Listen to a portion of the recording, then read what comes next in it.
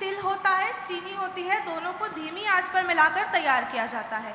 सियासत की रेवड़ी मुफ्त के वादों को चुनावी आंच पर चढ़ाकर जनता को दी जाती है मात्र सत्ता के लिए।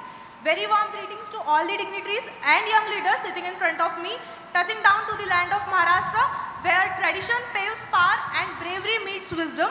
But before starting over, I would like to express my immense gratitude to entire MIT team for giving us this chance and this stage to speak our minds. This is Medhavi and my topic is Revdi culture is a fiscal burden. Revdiya or freebies are what political parties give to lure people, and in return they ask for our votes. But why shall we consider our votes as cheapest cost of a loan waiver or certain goods and services? Instead, the same money, when utilized for any constructive purpose, would do far better for nation, economy, and an individual as well.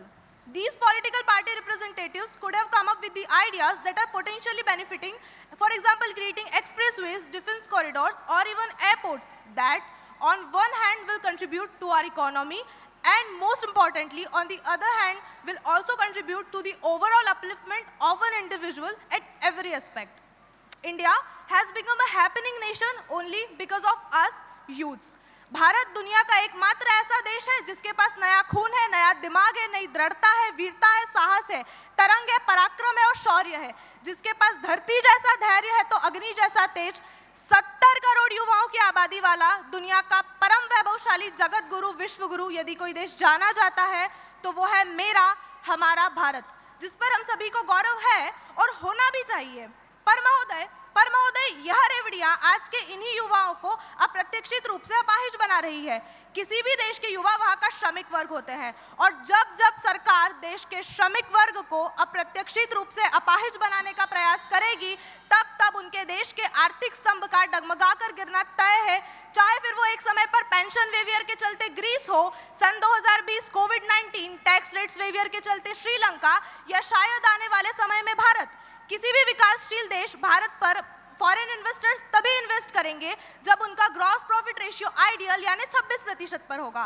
पर यहाँ तो चंद unit बिजली के bill पर बिकती कितनों की खुददारी है, चंद यूनिट बिजली के बिल पर बिकती कितनों की खुददारी है। दिल्ली देखी देखा पंजाब और आंध्र पहुंची यह बीमारी है। पूर्व दिल्ली सरकार आज 3225 से भी अधिक करोड़ रुपए से भी अधिक के कर्ज में है।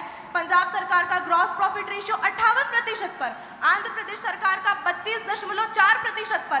परंतु महोदय, यहाँ सवाल यह आता है कि जिस देश के सभी प्रमुख राज्यों में कॉन्स्टेंटली हायरिंग चल रहा हो आईटी कंपनीज द्वारा, जहाँ का स्टार्टअप कल्चर ड्रास्टिकली ग्रो कर रहा हो, क्या वहाँ पर सच में यह रेवड़ियां बांटने की आवश्यकता है, या फिर ये सरकार द्वारा मात्र सत्ता की लालच में देशवासियों को दिया गया एक प्रलोभन है?